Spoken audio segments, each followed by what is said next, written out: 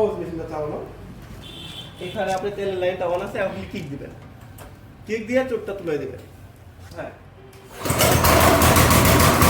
Agro machinery সার্ভিসে আপনাকে স্বাগত। তো এই ইনারা আসলে পেট্রোল পাম্প নিতে আছে, তো এই ভাইকে আমি বুঝাই দিলাম কিভাবে পেট্রোল পাম্পটা চালু করতে হয়। তো ভাই আসলে এখান থেকে এখন মেশিনটা চালু করে দেখবে। তো সর্বপ্রথম তার কাছ থেকে আমার ঠিকানাটা নিতে, আসলে ওনার বাড়িটা কোথায় এবং কি কাজের জন্য এটা ইউজ করে, কোথা থেকে, নদী থেকে তুলবে না আসলে বোরিং থেকে তুলবে। ভাই আপনার নামটা? আমার নাম মোহাম্মদ ফুয়াদ হাসান। ভাই এটাতে আপনি কি নদী থেকে তুলবেন নাকি বোরিং করে তুলবেন? না, এটা থেকে নদী থেকে পানি তোলা। নদী থেকে। এটাতে কিন্তু আপনার 90 ফুটের উপরে থেকে কিন্তু বোরিং করতে হবে, মানে 30 মিটার। 30 মিটার থেকে যদি আপনি হিসাব করেন তাহলে 98 ফুট হয়, সেই হিসেবে আমরা 90 বলে দেয় আর কি।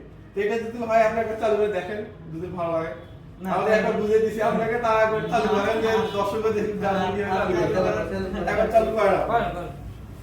তো এই সাইডে সুইচ পাওয়ার করে দেন। তো উনাকে জাস্ট একবার বুঝে দেওয়ার পরে কিন্তু উনি আসলে মেশিনটা কিভাবে চালাতে হয়, মানে এত সহজ মেশিনটা চালানো।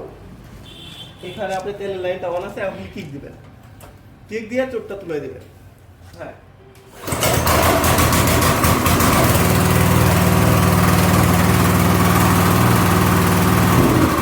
মেশিনটা কিন্তু স্টার্ট হয়ে গেল।